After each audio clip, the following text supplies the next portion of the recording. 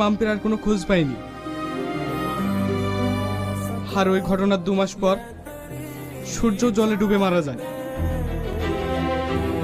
এইবার বুঝতে পারলাম মাম্পির আত্মা তোমার প্রতি এত আসক্ত কেন।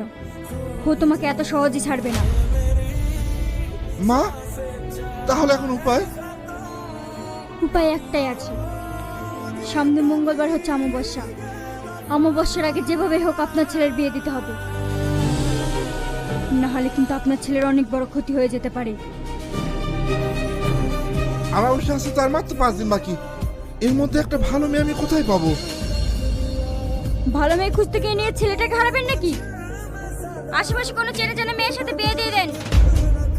ওগো, আজকে তুমি মদন ঘটকের কাছে যাও, যা করে হোক আমার ছেলেটাকে বাঁচাতেই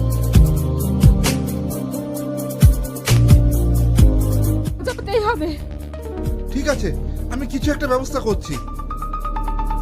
তোমাকে একটা কথা বলবো মা, আমার ছেলের বিয়ে না হওয়া পর্যন্ত তুমি আমাদের বাড়িতেই থাকো, না হলে ওই শয়তান যদি আমার ছেলের কোনো ক্ষতি করে দেয়। হ্যাঁ থাকবো। আপনার ছেলের বিয়ে দিয়ে কার যাব?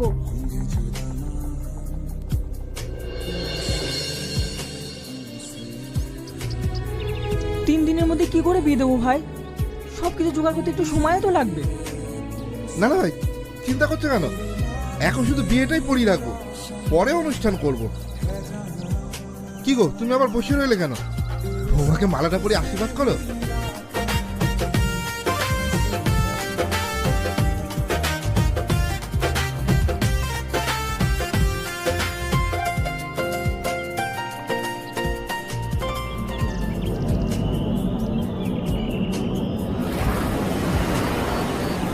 মা, মুখটা তোলো।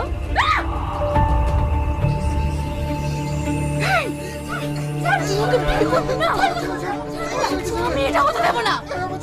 যাকে বিয়ে করবে তাকে আমি শেষ করে দেব।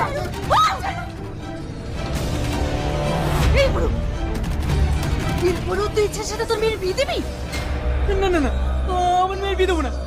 আমি কান ধরে বলছি, ও আমার ছেলে তার মেয়ের বিয়ে দেবো না।